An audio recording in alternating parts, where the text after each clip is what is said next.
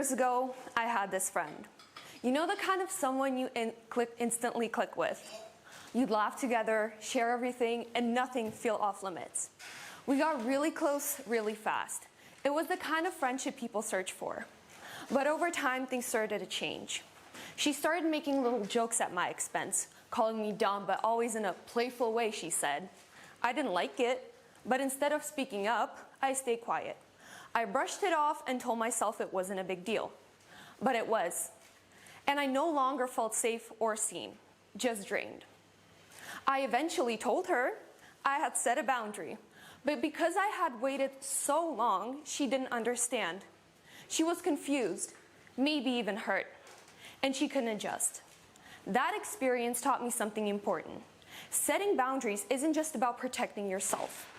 It's about giving people a fair chance to meet you where you are. And when you wait too long, it might be too late.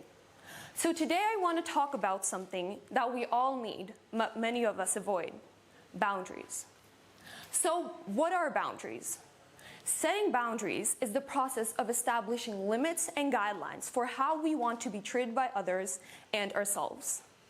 There's this quote I think about often. Those who get upset at you for setting boundaries are the ones who benefited from you not having any. It's hard, right? Well, the truth is, everyone's boundaries are different. They're shaped by what we need, what we value, and what we experienced. It's not about being difficult. It's about being honest. Now let's break it down. There are 7 different types of boundaries. First, physical.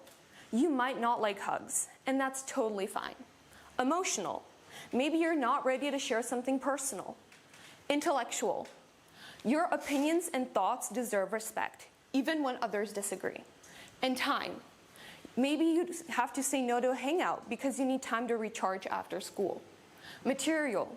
You might not be okay with people borrowing your stuff without asking. Financial. Maybe you don't want to loan your money. And social. You don't have to say yes to every hangout. Boundaries are personal, and they're powerful. So how do you know when you need to set a boundary? First, you might feel overwhelmed, anxious, or uncomfortable after being around someone.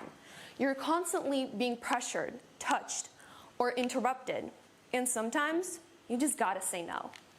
Now imagine you're doing a group project for history class. You care about your grades and you work really hard. And then one teammate, let's name him Alex, starts to fall behind. First he asks you what to do, then he texts you to just fix his work because he's feeling super stressed. You do it once, then again, and then again. Now it feels like you're doing both your work and his. You're losing sleep and you're falling behind in your other classes. But you're so scared to speak up because you don't want to come off as rude. That is your moment. That is the moment you need to set a boundary. So what do you say? Use I statements. I feel uncomfortable when you hug me. I don't want to do your work because it makes me overwhelmed. Be clear, not cruel. Be direct, not defensive. In this situation, you can say, for example, I feel overwhelmed doing both our parts. I cannot continue doing your work. That's not mean. That's honest. And remember, one boundary, one explanation. You don't have to argue your case in court. So what is the difference between a boundary and a request? A request can sound like, can you please stop texting me late at night? A boundary is, if you keep texting me late at night, I will turn off notifications. Requests ask for change. Boundaries declare your limits. Requests ask, boundaries protect. Now there are 3 different types of boundaries that can be set. First, we have healthy boundaries. These are set clearly and respectfully. I cannot talk right now, but I'd love to catch up later. Porous boundaries. These are very weak or non-existent. This is when you set a boundary, but you don't stand your ground firmly enough, and the opposite person senses that weakness and tries to push your boundary until you eventually give in. This might be saying yes when you need to say no, or sharing secrets because of pressure. And lastly, rigid boundaries, very extreme walls that are set way too high to let anyone in. This can be never asking for help or cutting off connection completely. We want to live in the healthy zone. That's where growth and respect live. So when I finally try to set a boundary, here's the key things. First, use I statements.